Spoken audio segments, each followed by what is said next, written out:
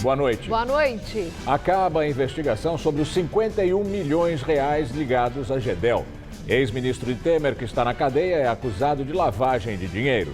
O Supremo rejeita recurso e Eduardo Cunha continua na prisão. E Tribunal Regional nega a transferência dele de Curitiba para Brasília. Justiça mantém o bloqueio de 16 milhões de reais de Lula. O dinheiro está retido por causa da condenação no caso do triplex no Guarujá. Após 6 dias foragido, Antônio Carlos Rodrigues, presidente do PR, se entrega. Ex-ministro de Dilma e suplente de Marta no Senado, ele é suspeito de corrupção. Joesley Batista, o dono da JBS Friboi, não responde às perguntas da CPI do Congresso. Ele repetiu o comportamento do irmão Wesley. Os dois estão presos. Novo diretor da Polícia Federal pressiona por vantagens na reforma da Previdência. Fernando Segovia se encontrou com o presidente da Câmara, Rodrigo Maia.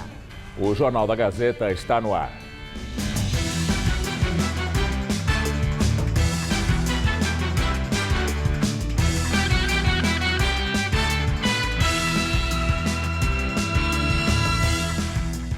Já faz quase 7 meses que a Prefeitura de São Paulo lançou o programa Asfalto Novo, que prometia melhorar as condições das ruas da cidade. Mas até agora só 4 das mais de 20 vias previstas na primeira fase passaram por obras.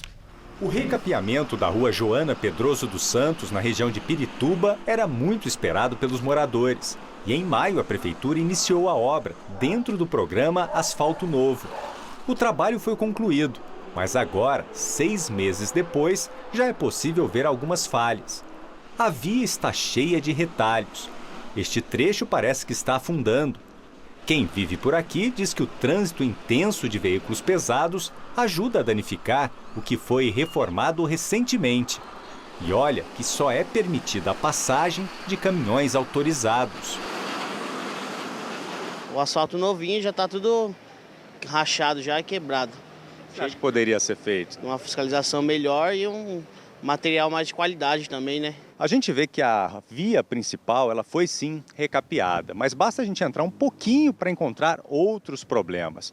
Olha só, a menos de 20 metros da obra, a gente encontra esse enorme buraco que já poderia ter sido fechado pela Prefeitura. A rua Antônio Leite da Silva, no Parque Taipas, também está na lista do município para o recapeamento. Mas encontramos apenas um serviço de tapa-buracos. Não ficou muito legal não, vou ser sincero. A rachadura você vê aí, é tudo muito difícil. Na rua Filonília Gonçalves dos Santos, também em Pirituba, aí sim, encontramos o recapeamento completo. Na primeira etapa do programa, a meta era recapear 23 vias de 9 prefeituras regionais, o que estava previsto para o primeiro semestre deste ano. Mas até agora, apenas 4 delas passaram por obras. Em nota, a Prefeitura de São Paulo informou um novo prazo para concluir o serviço, abril do ano que vem. Uma segunda etapa, que abrange as ruas da região central, já começou. A previsão é que seja entregue em dezembro de 2018. De acordo com a Prefeitura de São Paulo, o programa Asfalto Novo deve investir 350 milhões de reais no recapeamento de vias na cidade. A novidade é que, deste valor, 210 milhões virão do Fundo de Multas. O programa começou no final de abril e deve durar todo o período da gestão do prefeito João Dória, do PSDB. Outra parte do dinheiro virá do Tesouro Municipal e da SP Trans, que deve recapear corredores de ônibus, além da Sabesp, que fará o recapeamento de 400 mil metros quadrados de vias. Enquanto o programa não é concluído, as reclamações dos motoristas sobre os buracos nas ruas vão continuar. Tá ruim hoje em dia, não adianta nem você comprar um carro novo. Você compra um carro novo, o buraco acaba com ele, tem que andar com carro velho, não tem jeito. E olha, mais um ciclista morreu no trânsito de São Paulo. Christian Alan da Silva Maciel, de 28 anos, foi atropelado por um ônibus fretado no Morumbi, zona sul da cidade. O lutador de jiu-jitsu e segurança de condomínio foi atingido no cruzamento das avenidas Giovanni Gronchi e Guilherme Dumont Vilares, por volta das 10 da noite de ontem, quando voltava do trabalho. O lugar não possui ciclovia nem ciclofaixa. Equipes do Corpo de Bombeiros tentaram socorrê-lo, mas ele morreu no local. De acordo com o boletim de ocorrência, o motorista do ônibus argumentou que não viu o ciclista. Segundo testemunhas, ele atingiu Christian após fazer uma conversão proibida. Em nota, a Secretaria de Transportes disse que o veículo estava com permissão para circular vencida. O ônibus foi apreendido. O caso foi registrado como homicídio culposo, será investigado no 89º Distrito Policial do Morumbi. O ministro do Superior Tribunal de Justiça, Félix Fischer, negou o liminar para soltar o presidente afastado da Assembleia Legislativa do Rio de Janeiro, Jorge Piccini, e o deputado estadual Paulo Melo, os dois do PMDB. A decisão final vai ser julgada pela 5ª turma da Corte. O relator da ação contra os deputados do PMDB do Rio, Félix Fischer, pediu mais informações sobre o caso ao Tribunal Regional Federal da 2ª Região. Além disso, enviou a decisão ao Ministério Público Federal para que o órgão emita um parecer sobre o pedido de liberdade dos parlamentares afastados da Alerj. Jorge Piccini e Paulo Melo são suspeitos de receber propina para defender interesses de empresários dentro da Alerj e de lavar o dinheiro usando empresas de compra e venda de gado. De acordo com o Ministério Público Federal, os dois receberam juntos 131 milhões e meio de reais em propinas da FETranspor entre 2010 e março de 2017. Eles foram presos na Operação Cadeia Velha no último dia 16, um desdobramento da Lava Jato. Em seguida, a Alerj determinou a soltura deles, mas o TRF da 2ª Região anulou a decisão da Assembleia e fez com que Piccini, Melo e outro deputado alvo da operação, Edson Albertassi, voltassem para a prisão. Exame de corpo de delito comprova lesões em Antony Garotinho, mas não esclarece a causa dos ferimentos. Cela onde o ex-governador disse ter sido agredido na cadeia pública José Frederico Marques, em Benfica, na zona norte do Rio, vai ser periciada. A vistoria está marcada para amanhã. A polícia quer esclarecer se as agressões que o ex-governador alega ter sofrido de fato aconteceram. Segundo a Secretaria de Administração Penitenciária do Rio, as imagens do circuito de vigilância mostram que Garotinho não recebeu nenhuma visita na cela durante a madrugada da última sexta-feira, quando ele diz ter sido atacado e ameaçado. O laudo do Instituto Médico Legal comprovou lesões no joelho e no pé, mas não apontou a causa dos ferimentos. Os carcereiros de Benfica afirmam que Garotinho se automutilou para conseguir transferência e, assim, evitar conviver com Sérgio Cabral, seu desafeto político, preso na mesma cadeia. Também amanhã, o ex-governador deve fazer um retrato falado do suposto agressor. Por causa do episódio, o marido de Rosinha Mateus, que também está presa na ala feminina de Benfica, foi levado para o complexo de Bangu 8. No novo presídio, ele fica isolado numa cela, monitorada por câmeras 24 horas por dia. A Polícia Federal terminou o inquérito sobre as malas com 51 milhões de reais encontradas num apartamento em Salvador. O relatório aponta que há indícios de crimes de lavagem de dinheiro e associação criminosa cometidos pelo ex-ministro Gedel Vieira Lima e o irmão dele, o deputado Lúcio Vieira Lima, os dois do PMDB.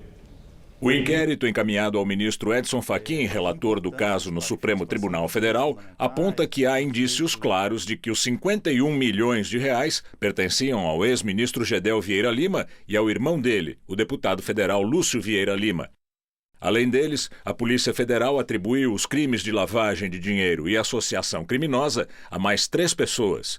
Entre elas, a mãe de Gedel, Marluce Vieira Lima, o advogado Gustavo Ferraz, aliado de Gedel e ex-diretor da Defesa Civil de Salvador, e Job Ribeiro, ex-assessor parlamentar de Gedel. O relatório diz que nenhum documento foi apresentado às autoridades para justificar a origem da fortuna. Ao ser interrogado pela polícia, Gedel ficou em silêncio. A Polícia Federal vai instaurar um novo inquérito sobre o ex-articulador político de Temer para apurar a prática de peculato, que é o crime cometido por servidor público no exercício da função. Segundo denúncia do ex-assessor Job Ribeiro, Gedel exigia a devolução de parte do salário dele como servidor público para bancar despesas pessoais da família Vieira Lima. O advogado de Gedel disse que não vai comentar a conclusão do inquérito enquanto não tiver acesso aos documentos. Segunda turma do Supremo Tribunal Federal mantém o ex-presidente da Câmara, Eduardo Cunha, do PMDB, na prisão. Por 2-1, Eduardo Cunha segue preso no Paraná. Votaram contra o deputado cassado os ministros Dias Toffoli e Edson Fachin, relator da Lava Jato no Supremo. O ministro Gilmar Mendes votou para substituir a prisão de Cunha por medida alternativa, como monitoramento eletrônico, proibição de deixar o país ou de manter contato com outros investigados. No entanto, Mendes foi voto vencido. Os ministros Ricardo Lewandowski e Celso de Mello, que fazem parte do colegiado, não participaram do julgamento. Edson Fachin considerou que, em liberdade, ainda existe risco de Cunha voltar a cometer crimes. Esta foi a segunda derrota hoje do ex-presidente da Câmara no Judiciário. Mais cedo, o Tribunal Regional Federal da 4ª Região de Porto Alegre negou um recurso da defesa do PMDBista que pedia a transferência dele para Brasília, onde Cunha já responde outras ações penais. Os desembargadores entenderam que em Brasília, onde tem mais influência política, Cunha poderia atrapalhar as investigações. O ex-deputado está preso desde outubro do ano passado. Na Lava Jato já foi condenado pelo juiz Sérgio Moro pelos crimes de corrupção passiva, lavagem de dinheiro e evasão de divisas a 15 anos e 4 meses de prisão. Mas este mês teve a pena reduzida pelo TRF a 14 anos e 6 meses. Nesta ação penal, o ex-parlamentar é acusado de receber propina de $1,5 milhão por um contrato de exploração de petróleo em Benim, na África. Ele nega as acusações. E agora vamos ao comentário de política com o José Neumann e Pinto. Você viu? Viu qual foi o ministro do Supremo que queria soltar o coitado do Eduardo Cunha, já que Eduardo Cunha vai assumir o poder no governo Temer, com a nomeação do Carlos Marum, o seu valet de chambre, seu criado de quarto. Pois é, o Gilmar Mendes é aquele que pegou uma carona com o Temer para o enterro do Mário Soares em Lisboa e não foi ao enterro. Em compensação, quando voltou, conseguiu um feito histórico. Presidiu o julgamento no Tribunal Superior Eleitoral, no qual a chapa Dilma Temer foi absolvida por excesso de provas. Bom, o Gilmar Mendes, como sempre, continua frequentando as noitadas de Jaburu, as mesmas que foram frequentadas por Joesley Batista e outros menos votados. Pois bem, ao sair de uma dessas, o Gilmar Mendes voltou a soltar os seus habeas corpus e também votou e tem se pronunciado de forma muito firme contra a mudança do foro privilegiado. Nisso, ele é acompanhado pelo doutor Dias Toffoli, que também, apesar de sua origem petista, andou frequentando à noite o Jaburu e saiu de lá para, no dia seguinte, numa sessão, pedir vista, coisa que o Gilmar Mendes usa com muita frequência também, do processo em que, por 7-1, já está definido que o foro será limitado. Eu sou contra, eu acho que tem que ser extinto. Foro zero. Minha campanha é foro zero, então fora foro. De qualquer maneira, o Dias Toffoli entrou também na história do futebol, porque nós perdemos de 7-1 para a Alemanha. E o Dias Toffoli ganhou de 1-7 a votação do foro. Com tudo isso, nós estamos vendo a imensa influência que o presidente Michel Temer, com 3% de popularidade, com dificuldade para aprovar a reforma da Previdência na Câmara, tem poder no Supremo. É uma espécie de sumo pontífice, né, do Supremo Tribunal Federal. As suas demandas nem são demandas, ele nem precisa pedir, né, mas, por exemplo, a questão do foro, que ele gosta, o Dias Toffoli cometeu essa ignomínia de, com uma votação decidida, se sentar em cima do foro e ficar garantindo o foro de 54 mil autoridades ao contrário do que a maioria dos seus colegas decidiu. Bom, eu vou ficando por aqui, direto ao assunto, volto quinta-feira. Em pé. A Justiça Eleitoral do Ceará determinou a cassação do diploma do prefeito da cidade de Sobral, Ivo Gomes, do PDT. Ele é irmão do ex-ministro e pré-candidato à presidência, Ciro Gomes. Ivo foi condenado por ter comprado votos em 2016. Na decisão, o juiz eleitoral Fábio Medeiros Falcão de Andrade determinou o afastamento do cargo e a inelegibilidade por 8 anos do prefeito e da vice, Cristiane Coelho, do PT. A decisão também anulou os votos por eles recebidos durante a eleição do ano passado. A sentença foi proferida na ação movida pelo deputado federal Moses Rodrigues, segundo colocado na eleição para prefeito de Sobral. Ivo Gomes afirmou que vai recorrer da sentença e poderá aguardar o julgamento no cargo. Em nota, o prefeito se defendeu e chamou a decisão de absurda. Ele afirmou que nunca comprou voto de quem quer que seja, nesta ou em outra eleição. Considerado foragido da Justiça, o ex-ministro dos Transportes, Antônio Carlos Rodrigues, presidente nacional do Partido da República, o PR, se entregou à Polícia Federal em Brasília hoje à tarde. Antônio Carlos Rodrigues estava foragido desde o último dia 24, quando teve a prisão decretada pela Justiça de Campos dos Goytacazes, no Rio de Janeiro. Ele é suspeito de ter cometido os crimes de corrupção, extorsão, participação em organização criminosa e falsidade ideológica, na mesma investigação que prendeu o casal Antony e Rosinha Garotinho.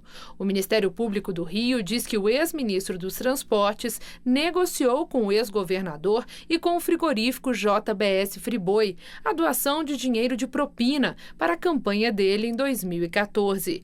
Presidente nacional do PR, Antônio Carlos Rodrigues, foi ministro dos Transportes do governo Dilma Rousseff, vereador em São Paulo e suplente de senador na chapa de Marta Suplicy, hoje no PMDB. A Justiça negou o recurso da defesa do ex-presidente Lula e manteve bloqueio de 16 milhões de reais do petista. Os desembargadores da 8ª turma do Tribunal Regional Federal da 4ª Região, com sede em Porto Alegre, decidiram que o levantamento do confisco deve ser requerido em primeira instância.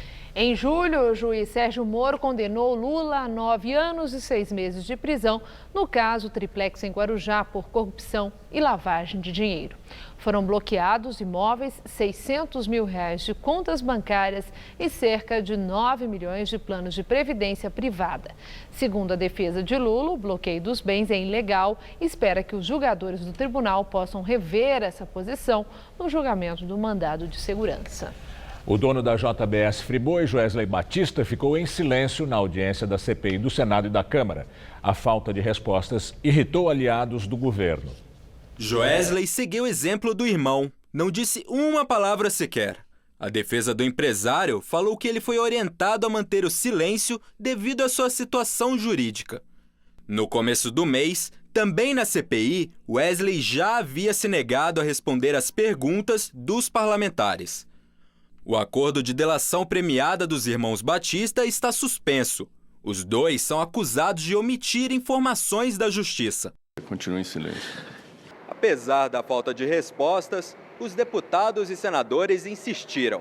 E nesse ritmo, a sessão durou 4 horas. Joesley foi alvo de críticas dos aliados do Palácio do Planalto. O presidente da CPI, senador Ataídes Oliveira, do PSDB, foi mais duro. Ameaçou pedir a rescisão da delação dos donos da JBS Friboi. Mais uma vez eu alerto Vossa Senhoria com relação a isso aqui. Evidentemente que essa comissão deverá utilizar dessa legislação para tomar as providências se porventura Vossa Excelência permanecer em silêncio.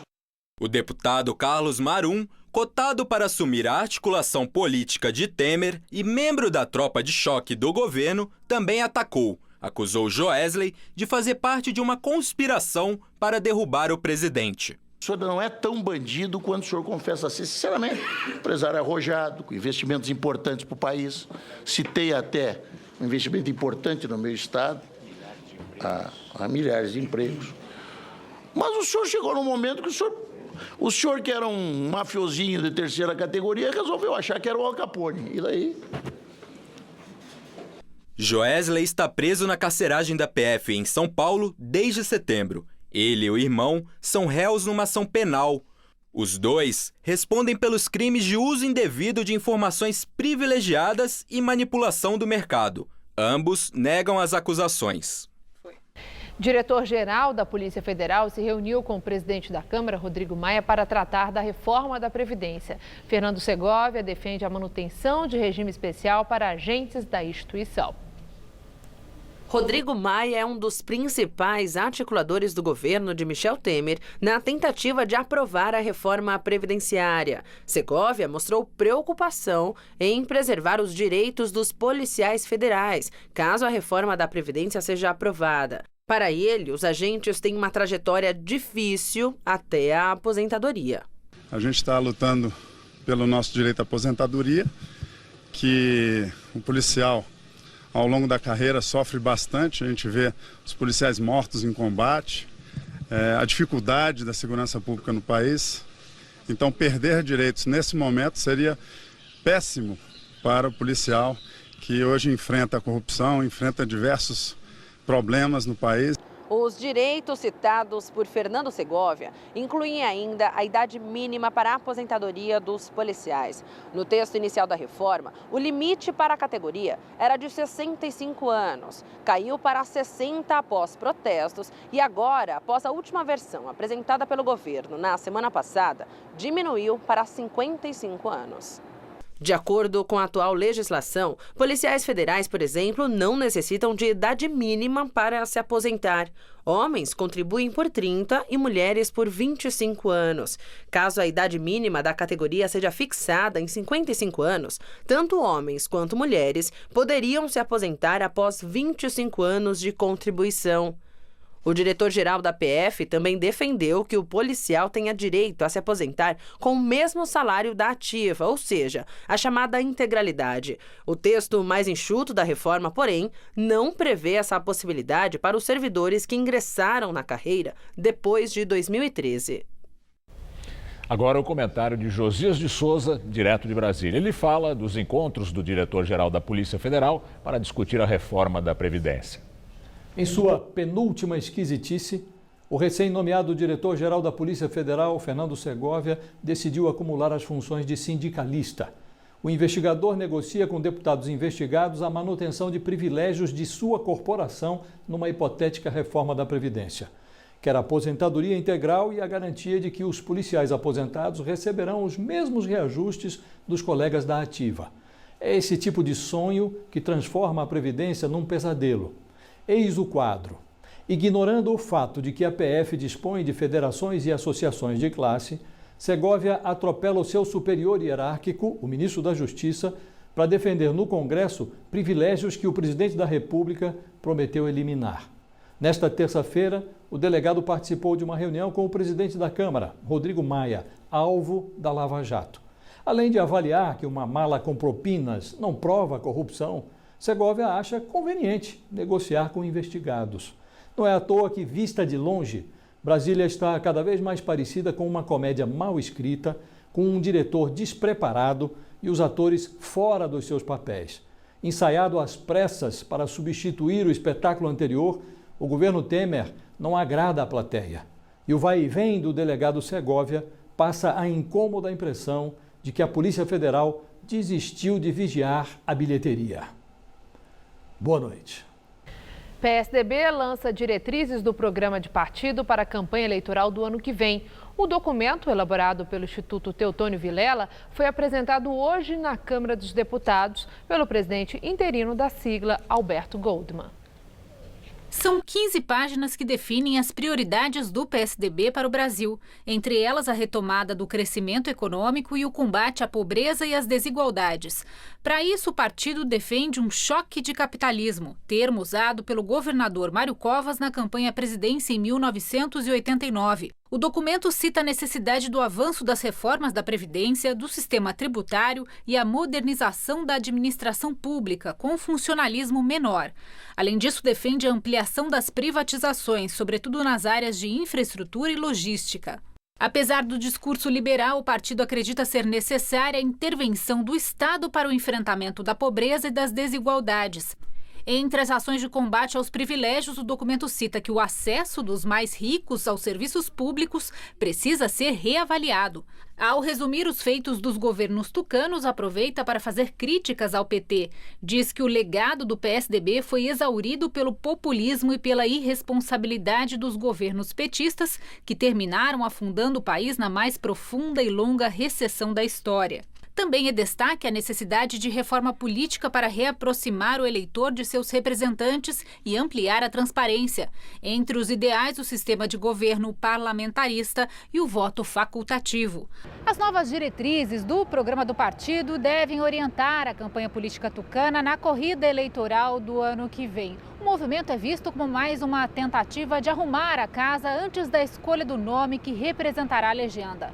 No partido já há quem defenda que Geraldo Alckmin seja anunciado candidato à presidência da República sem a realização de prévias.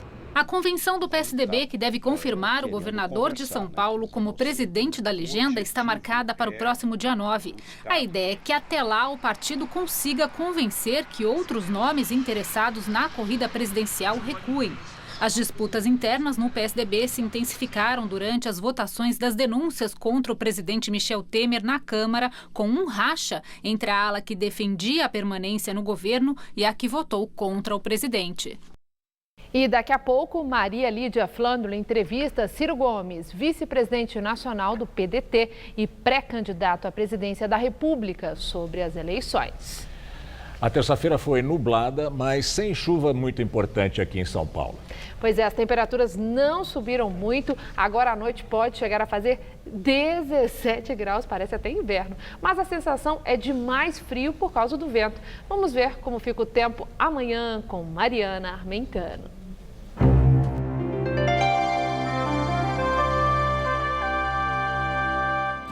Boa parte do Sudeste segue com bastante nebulosidade e chuvas nesses próximos dias.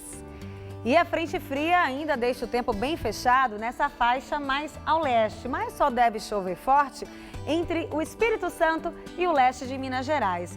No Rio e no litoral paulista, a previsão é mais para chuviscos. Chove a qualquer hora com breves aberturas de sol no leste catarinense, entre o Acre, Rondônia e o sul do Amazonas e entre o interior de Minas e Goiás. Vamos ver onde não vai chover amanhã? Olha só, em Porto Alegre, mínima de 16 e máxima à tarde na casa dos 26 graus. Em Natal e em São Luís do Maranhão, máxima na casa dos 32, bem quente por lá. E em Belém do Pará, mais quente ainda, 33 graus amanhã por lá. Agora, para São Paulo, faz bastante calor pelo interior, mas não esquenta tanto aqui na faixa leste, não. Isso porque a umidade que o vento traz do mar favorece a formação de muita nebulosidade. No litoral, pode garoar. Aqui na Grande São Paulo e nos vales do Ribeiro e do Paraíba, o sol aparece tímido no decorrer do dia, mas não chove. E nas outras áreas, o sol brilha forte e chove apenas no norte do estado, entre a tarde e a noitinha. A máxima vai aos 31 graus em Presidente Prudente, 32 em Presidente Bernardes. Nas cidades de Ribeirão Preto, Araraquara e São José do Rio Preto, máxima na casa dos 30 graus. E no litoral, faz só 25 graus em Santos e 24 em Caraguatatuba. Aqui na região metropolitana, esquenta em relação a hoje, mas ainda não faz calor. Para essa madrugada, teremos mínima de 15 e máxima amanhã à tarde de 25 graus, com muita nebulosidade ainda. Aí na quinta-feira esfria novamente, máxima só de 22 graus. E na sexta-feira o tempo fica bem fechado, com temperatura só entre 14 e 21 graus por aqui.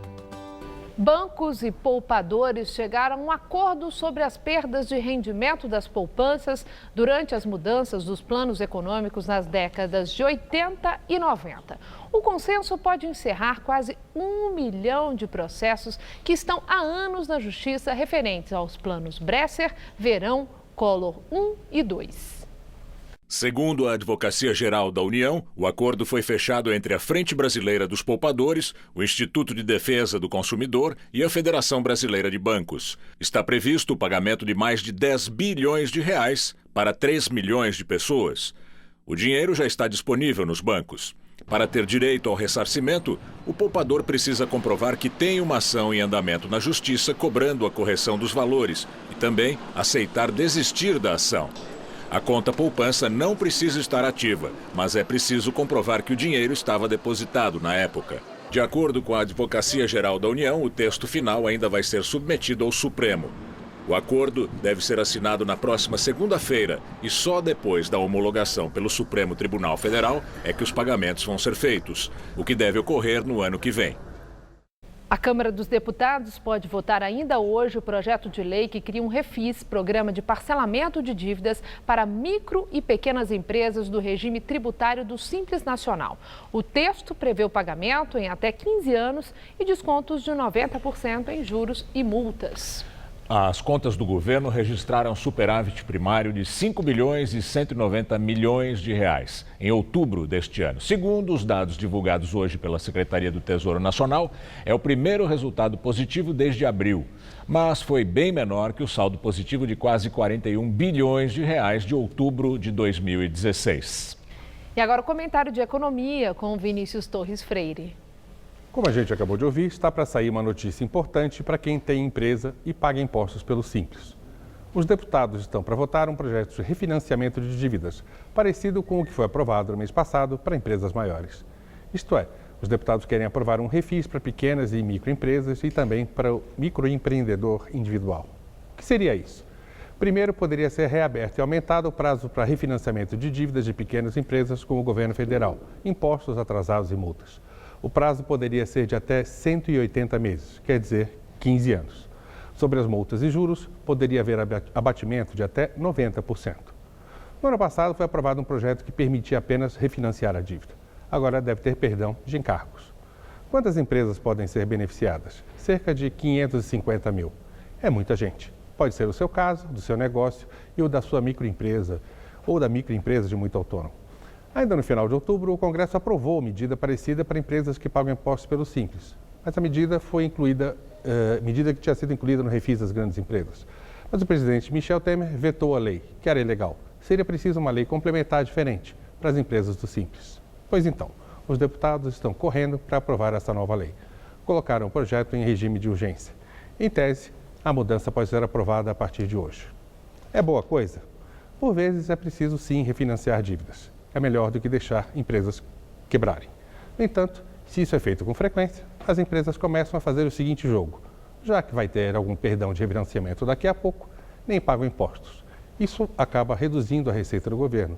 Está em uma pindaíba terrível, à beira de não ter como pagar despesas essenciais e cortando investimento. Seja como for, é bom prestar atenção. Pode vir por aí mudança importante para a vida de 500 mil de pequenos e microempresários. Boa noite. Até o dia 18 de dezembro, quem passar pelo Parque do Ibirapuera pode sair de lá com um olhar diferente. Uma instalação chamada Caminhando em Seus Sapatos, idealizada pelo chamado Museu da Empatia, permite aos visitantes a experiência física de se colocar no lugar do outro. Homem com sapato de mulher, criança com calçado de adulto, tudo de propósito e por um propósito: ativar o modo empatia. Como? Vivenciar ao pé da letra o ditado que fala que não se pode julgar um homem sem antes caminhar por uma milha nos sapatos dele. Eu fiquei com o calcanhar para fora, mas é bacana ver o que uma outra pessoa está passando, a dificuldade dela, né? Eu acho que falta muita empatia no mundo. A experiência começa assim: 25 opções de sapato e você escolhe um. Eu resolvi escolher um bem diferente do que normalmente eu usaria, um número diferente e com cara de sapato de homem. Você escolhe, faz uma troca de sapatos, para pegar o áudio, obrigada.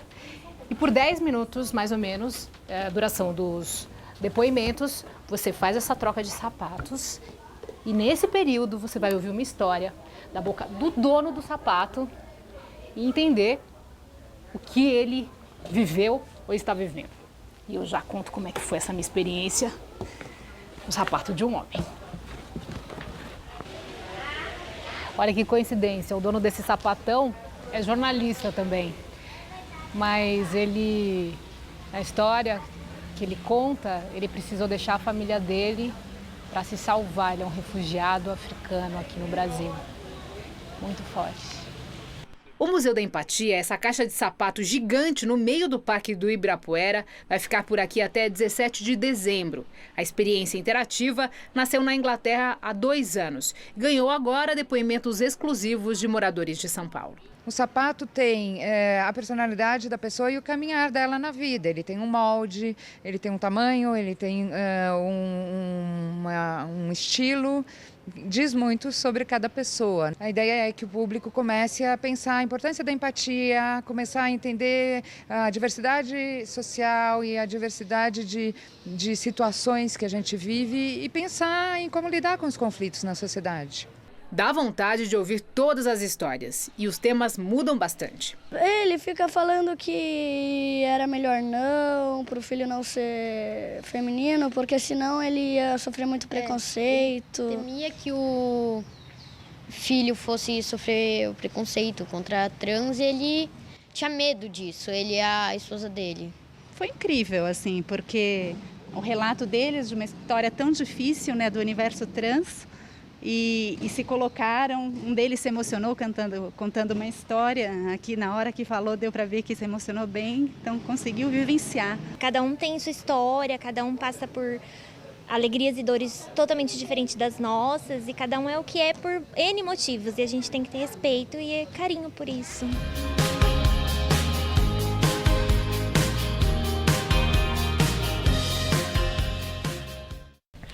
O Museu da Empatia fica na Praça das Bandeiras do Parque do Ibirapuera, perto do Portão 3. Ele funciona das 10 da manhã às 7 da noite e com distribuição de senhas e tem capacidade para 25 pessoas por vez. A entrada é gratuita.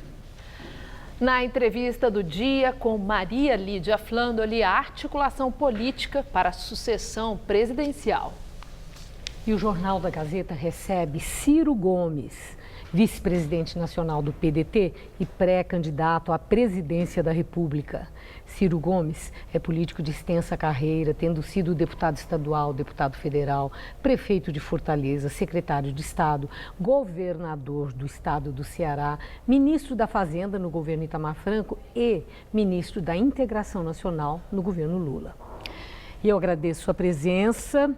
Ciro Gomes, e hoje nós fomos, não é o foco da minha entrevista, mas fomos atropelados pelos fatos e o Jornal da Gazeta já veiculou a notícia que envolveu o seu irmão prefeito em Sobral, no Ceará, e ele tem aí, por determinação da Justiça, o impedimento de prosseguir o mandato dele.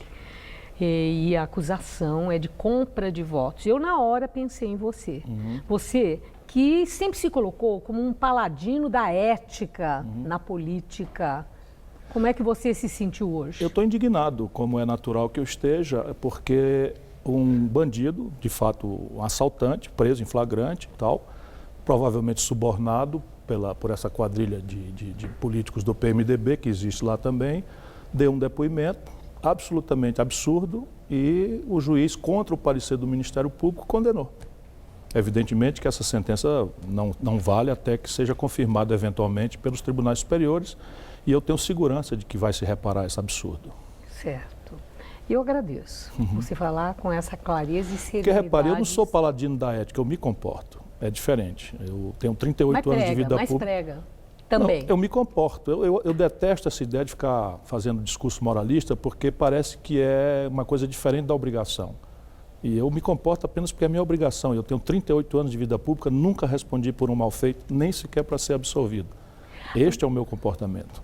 Ciro Gomes, nós temos alguns meses para definição das candidaturas e coligações. Você já foi 2 vezes candidato à presidência da República, é o pré-candidato do PDT na eleição do ano que vem.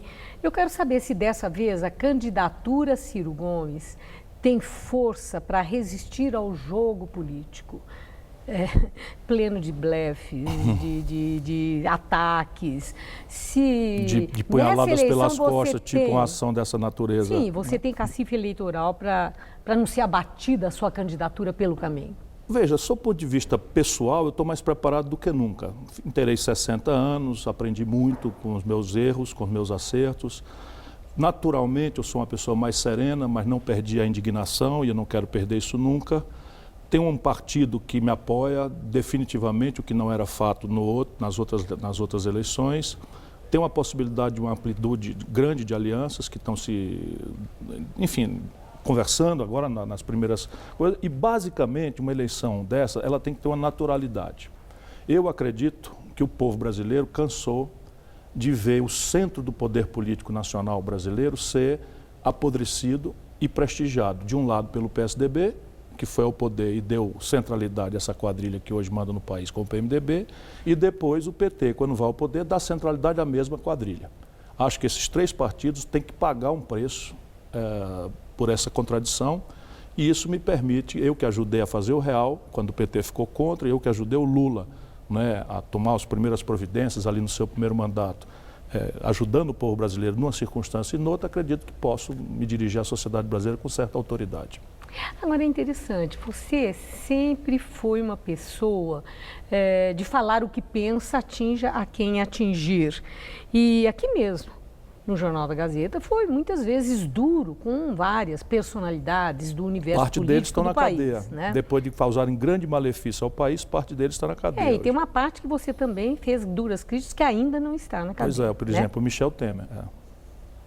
Mas vai. Mas o que eu quero e acho muito curioso é o seguinte, eu vi que cobram de Ciro Gomes que seja mais contido, uma posição mais presidencial nessa campanha. E aí eu quero saber o que é isso, Ciro Gomes. Se política é um teatro onde eles querem que nessa eleição o personagem Ciro Gomes adote essa postura presidencial. Que postura é essa? É natural que a população queira que o seu líder tenha serenidade sob pressão.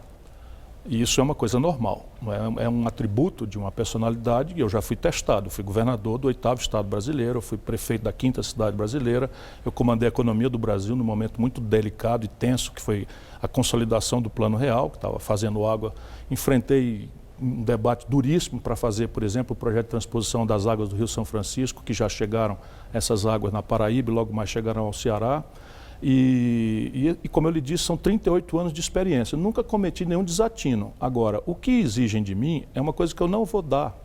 É que eu falseie o meu comprometimento moral com o povo brasileiro. Quem exige? Que exigem quem? Basicamente a plutocracia, né? Esse baronato no país que tem horror. Mas isso não deu para identificar quem? O setor financeiro, basicamente hoje. Basicamente. E é uma coisa engraçada, porque eu tenho essas experiências todas, não tenho um dia de déficit. Nenhum político, nenhum gestor brasileiro tem esse recorde. Eu nenhum dia, ministro, governador, ministro da Economia, governador, prefeito, não tinha um dia de déficit. Como governador do Ceará, eu tinha tanto dinheiro livre para investimento que fui ao mercado e comprei 100% da dívida do Ceará, que ia vencer dali 15 anos. 15 anos na frente para proteger o meu estado, que não por acaso é hoje o estado mais sólido do Brasil, sendo um estado muito pobre do Nordeste brasileiro. Esse é o Ciro Gomes com postura presidencial? Sou um cara preparado. Agora me fale aí da roubalheira do Gedel para ver o que eu faço. Eu falo o que eu sinto. Você imagina o que passa, Maria Lídia, na cabeça de um brasileiro, 13 milhões e 300 mil desempregados, mais de 10 milhões sendo humilhados nas ruas, tentando viver do biscate, desorganizando o comércio formal. O que passa na cabeça de uma gente querida como essa nossa, a quem eu devo a minha vida pública inteira, que chega em casa exausto, humilhado, e liga a televisão e vê 51 milhões de reais em malas no apartamento? É para fazer o quê? Chamar um mequetrefe desse? Eu ia sair, não ia dizendo outra coisa aqui. Então, de Vossa Excelência, paciência. Agora, Ciro Gomes, que história foi aquela de você ter dito que Marina Silva não tem energia para ser candidata à presidência da República porque o momento é muito de testosterona? Isso é uma fraude. Isso foi um surto machista? Não, isso foi uma fraude. O que foi isso? Isso foi uma fraude. Eu disse o oposto. Disse o quê? Eu disse o oposto. O que eu disse? Que o momento brasileiro, e eu condeno muito isso, está caracterizado pelo ódio, pela violência, pelo rancor. E esse tipo de agressividade faz muito mal ao país. Foi isso que eu disse. Sim, mas a relação que foi estabelecida com testosterona e com Marina Silva. Eu tenho uma desgraçada mania de ler. Testosterona é um hormônio associado à agressividade, à explosão, que está nos homens e nas mulheres. Tem nada a ver com muito mais nos homens que nas mulheres. Ok, mas nas mulheres também está associado à explosão. É só isso que eu disse, condenando. E não foi a Marina. Condenei o momento político brasileiro, que qualquer pessoa minimamente sensível vai de saber o que é que eu estou dizendo. Bom, e falando em Marina Silva, ela é competitiva. Ela é uma querida amiga, só um minuto. Mas... Ela é uma querida amiga, eu tenho por ela mais do que respeito, afeição e admiração. Minha discordância dela é na política, a gente não consegue concordar em nada. Ela foi a favor do impeachment, eu fui contra. Ela é a favor da reforma da Previdência, eu sou contra. Ela é a favor da independência do Banco Central, eu sou contra. Enfim.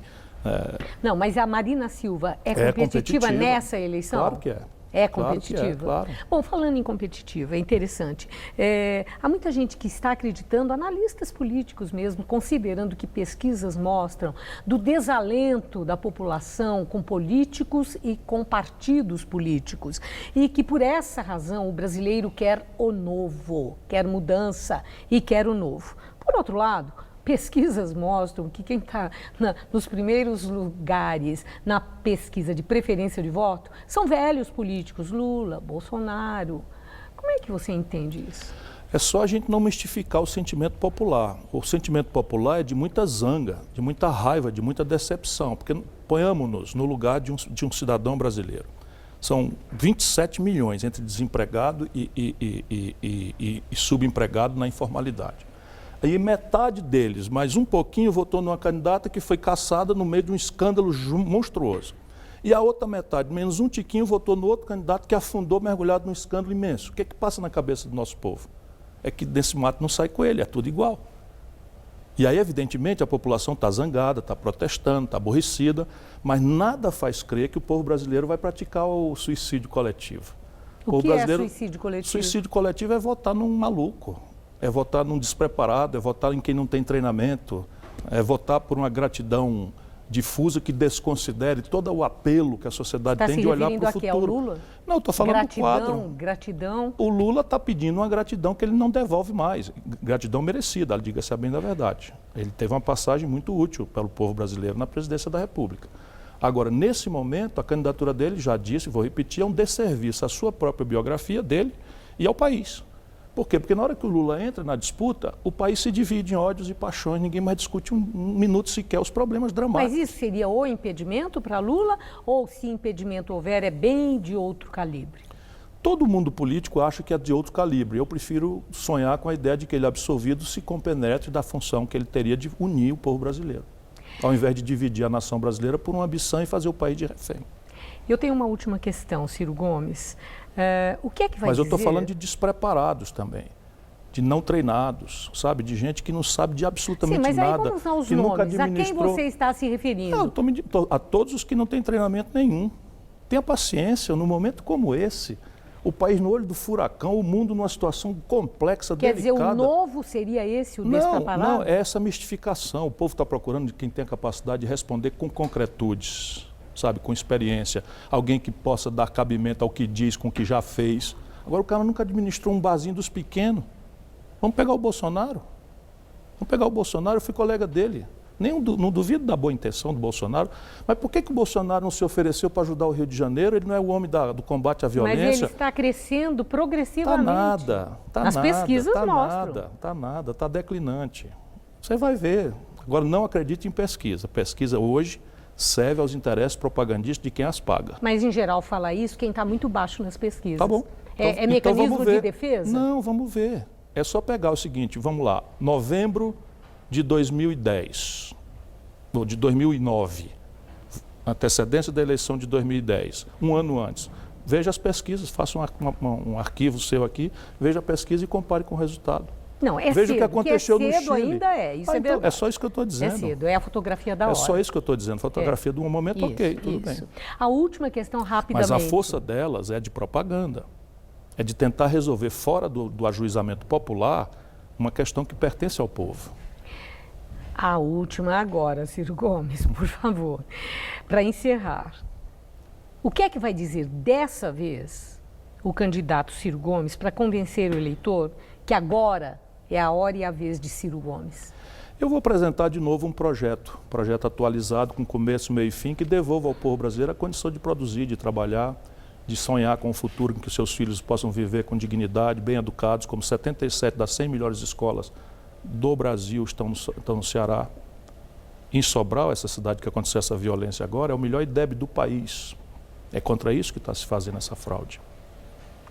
Ciro Gomes, eu espero que volte ao Jornal da Gazeta e numa próxima vez não vamos falar tanto da conjuntura, mas mais de programa de governo. Obrigado. Muito obrigada por sua entrevista. Uma boa noite. Boa noite.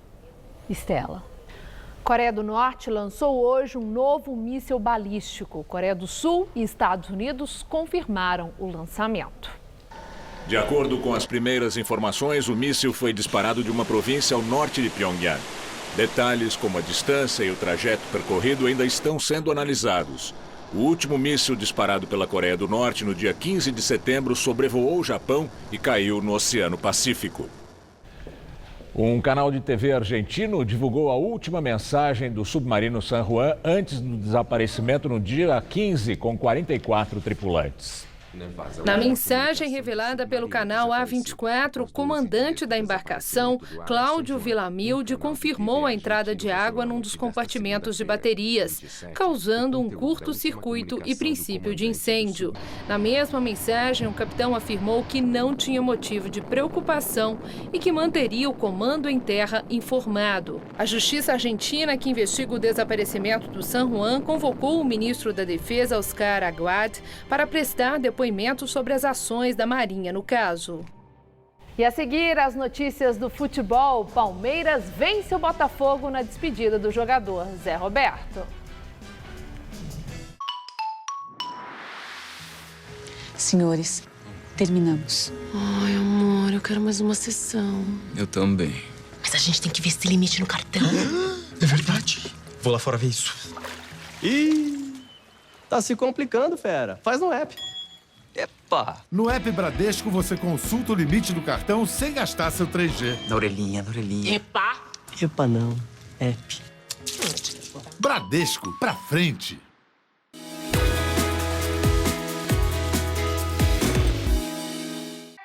Tá a fim de escrever a sua própria história? Que tal dirigir a sua própria vida? Então corre pra cá, que a sua hora chegou. Bem-vindo ao Mundo Casper. O lugar certo para você pensar, criar e questionar. Na Casper, razão e emoção se unem para fazer diferente, fazer melhor. E você? Aceita o desafio? Tem muita coisa nova te esperando por aqui. Faculdade Casper Libero. Vestibular 2018. Paixão por comunicação. Quando bater aquela vontade de comer as delícias da cozinha italiana, venha para o Lelis Trattoria. Deliciosas massas, assados, carnes e frutos do mar, servidos em porções fartas. Noites com música ao vivo, estacionamento gratuito e, na semana, almoço executivo. Lelis Trattoria. A nossa especialidade é fazer você feliz. É Vero, é Lelis. Rua Bela Sintra, 1849 Jardins. Reservas 3064-2727 ou lelis.com.br.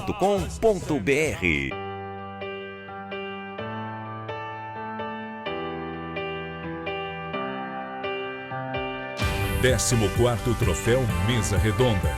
Uma noite de festa que vai premiar os melhores do futebol em 2017. E o vencedor é? 14º Troféu Mesa Redonda. Dia 10, domingo, 9h30 da noite.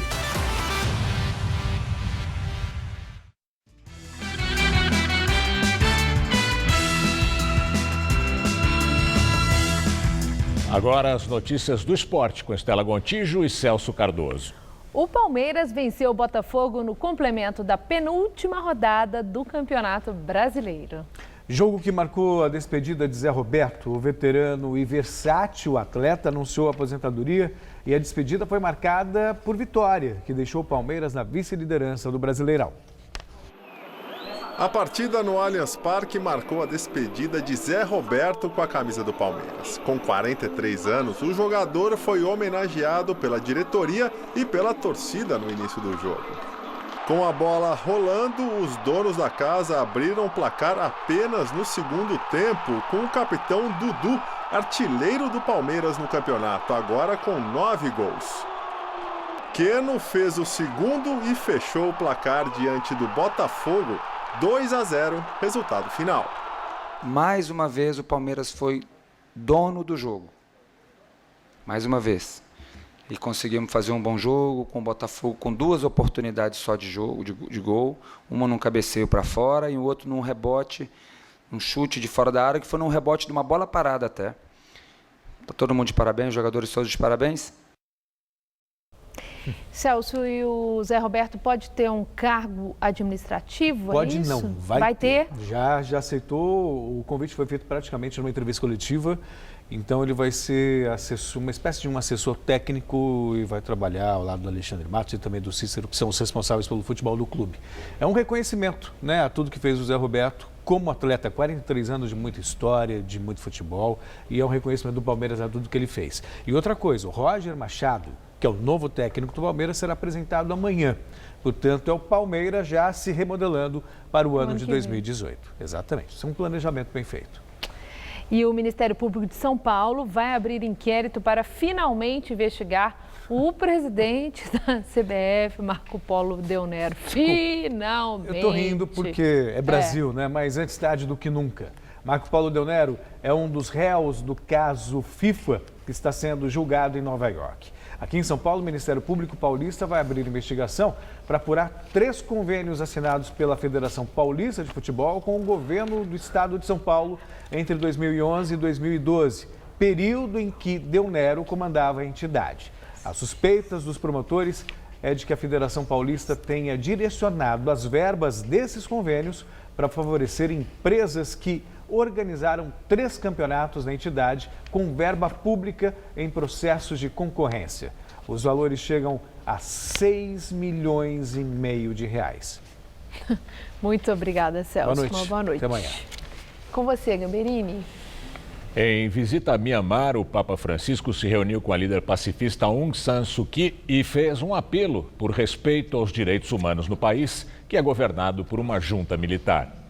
Apesar de diversas menções indiretas à perseguição étnica e religiosa e à esperança na defesa dos direitos humanos no país, em nenhum momento o Papa mencionou os mais de 600 mil rohingyas que fugiram da ditadura do exército birmanês. A líder Aung San Suu Kyi, vencedora do Nobel da Paz em 1991, é criticada pela comunidade internacional por não se manifestar contra a perseguição dos rohingyas, a minoria étnica muçulmana, considerada pela ONU um dos povos mais perseguidos do mundo. O Jornal da Gazeta termina aqui. A edição de hoje pode ser vista no site do Jornal da Gazeta. Mais notícias em nossa edição das 10. Uma boa noite para você. Boa noite e até amanhã.